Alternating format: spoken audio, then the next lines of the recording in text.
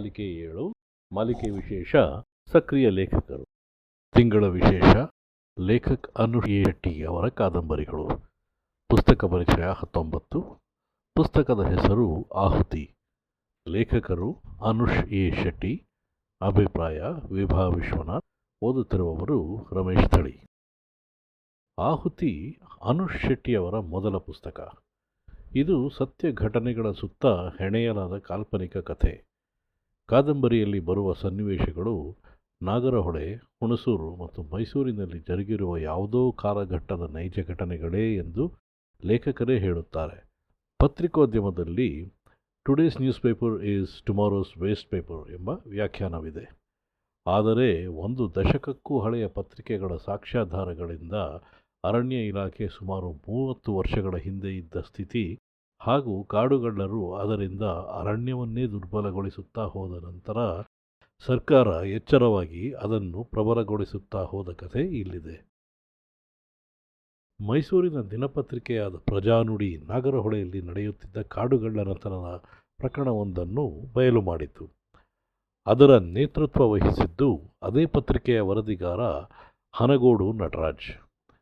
ಅವರೇ ಹಿಂದಿನ ದಿನಪತ್ರಿಕೆಗಳನ್ನು ಕೊಟ್ಟು ಕಾಡುಗಳ್ಳರೊಂದಿಗಿನ ಜಟಾಪಟಿಯ ಅನುಭವಗಳನ್ನು ಲೇಖಕರೊಡನೆ ಹಂಚಿಕೊಂಡಿದ್ದಾರೆ.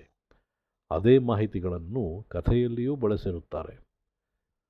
ಇದರ ಜೊತೆಗೆ ಹಳೆ ಹುಣಸೂರಿನ ಜನರ ಜೀವನ ಶೈಲಿ, ಯುವಕರಲ್ಲಿದ್ದ ಉತ್ಸಾಹವನ್ನು ತೋರಿಸುವ ಪ್ರಯತ್ನದ ಜೊತೆಗೆ ನಾಗರಹೊಳೆಯ ಕಾಡುವಾಸಿಗಳು ಕೌಶಲ್ಯಯುಕ್ತರಾಗಿದ್ದು ಅವರನ್ನು ಬೇರೆಯ ತರಹದಲ್ಲಿ ಬಳಸಿಕೊಂಡಂತಹ ಚಿತ್ರಣವೂ ಇದೆ. ಹಳೆ ಹುಣಸೂರಿನಲ್ಲಿ 25 ವರ್ಷ ಸುಮಾರು 20 ಯುವಕರ ಗುಂಪಿತ್ತು. ಅವರುಗಳು ಸ್ಟೋರ್ ಬೀದಿ ಬಾಯ್ಸ್ ಎಂದು ತಮ್ಮನ್ನೇ ತಾವು ಕರೆದುಕೊಂಡು ಹೆಮ್ಮೆ ಪಡುತ್ತಿದ್ದರು.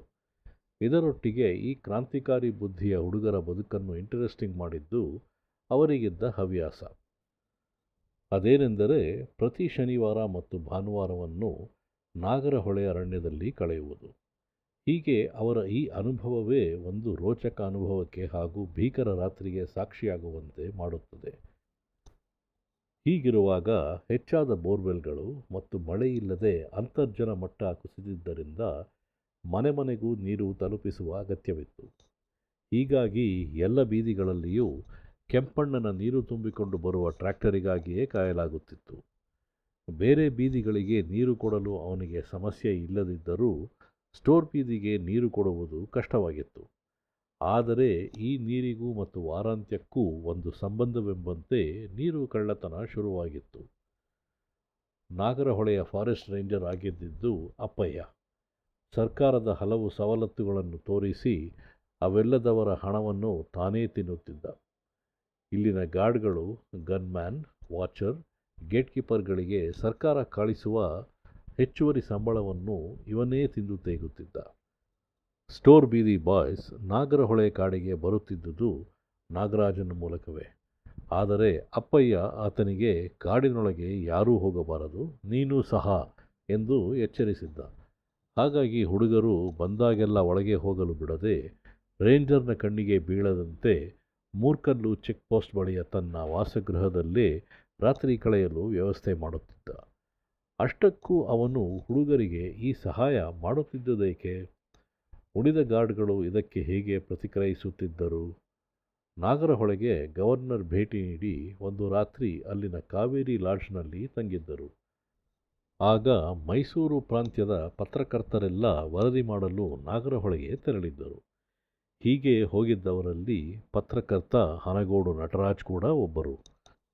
ಗವರ್ನರ್ನ ಸುದ್ದಿಯ ಬದಲಿಗೆ ಇವರ ಪತ್ರಿಕೆಯಲ್ಲಿ ಮಾತ್ರ ಕಾಡಿನ ಸುದ್ದಿ. ಇದನ್ನು ಪರಿಶೀಲಿಸಲು ಅರಣ್ಯ ಇಲಾಖೆ DCF ವೇದಾಂತ್ ಅವರನ್ನು ನೇಮಕ ಮಾಡಿತು. ಆದರೆ ನಟರಾಜ್ ವರದಿ ಮಾಡಿದ ಸುದ್ದಿಗೂ ಸ್ಥಳ ಪರಿಶೀಲನೆಗೆ ಹೋದಾಗ ಸಿಕ್ಕ ನೋಟಕ್ಕೂ ಒಂದಕ್ಕೊಂದು ಸಂಬಂಧವೇ ಇರಲಿಲ್ಲ. ಇದರ ಹಿಂದಿನ ಮರ್ಮವೇನು?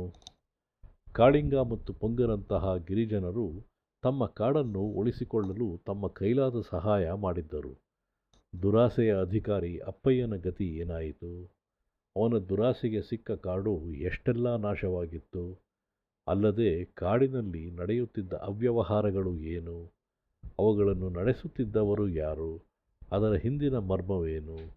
ತಮಗೆ ಬಂದ ಜೀವ ಬೆದರಿಕೆಗಳಿಗೆ ಅಂಜದೆ ಹಣದ ಆಮಿಷಕ್ಕೂ ಲೆಕ್ಕಿಸದೆ ಕಾಡಿನಲ್ಲಿ ಪ್ರಾಣ ಒತ್ತೆಯಿಟ್ಟು ವರದಿ ಮಾಡಿದ್ದ ನಟರಾಜರವರಿಗೆ ಸಿಕ್ಕಿದ್ದಾದರೂ ಏನು? ಸ್ಟೋರ್ ಬೀದಿ ಬಾಯ್ಸ್ ಇದರಲ್ಲಿ ಯಾವ ಪಾತ್ರ ವಹಿಸಿದ್ದರು? ಎಲ್ಲವನ್ನೂ ತಿಳಿಯಲು ಓದಿ ಆಹುತಿ ಕಾದಂಬರಿಯನ್ನು. ಮಲೆನಾಡಿನ ಕಾಡಿಗಿಂತಲೂ ವಿಭಿನ್ನವಾದ ಕಾಡಿನ ನೋಟವನ್ನು ಕಟ್ಟಿಕೊಟ್ಟ ಕಾದಂಬರಿ ಇದು. ಎಷ್ಟಾದರೂ ಕಾಡು ಎಂದರೆ ಸೋಜಿಗವೇ. ಅದರಲ್ಲಿ ಒಂದು ನೈಜ ಘಟನೆಯನ್ನು ಇಟ್ಟುಕೊಂಡು ಇಡೀ ಅರಣ್ಯ ಇಲಾಖೆಯ ಚಿತ್ರಣದ ಬದಲಾದ ಕಥೆಯನ್ನು ಸಶಕ್ತವಾಗಿ ಕಟ್ಟಿಕೊಟ್ಟಿದ್ದಾರೆ ಲೇಖಕರು. ಕಥೆಯನ್ನು ರೋಚಕವಾಗಿ ಯಾವ ಹಂತದಲ್ಲಿಯೂ ಬಿಟ್ಟುಕೊಡದಂತೆ ಹಾಗೂ ಊಹಿಸಲು ಕಷ್ಟವಾಗುವಂತೆಯೇ ಹೆಣೆದಿದ್ದಾರೆ. ಒಮ್ಮೆ ನೀವು ಓದಿ ಆನಂದಿಸಿ. ಧನ್ಯವಾದಗಳು.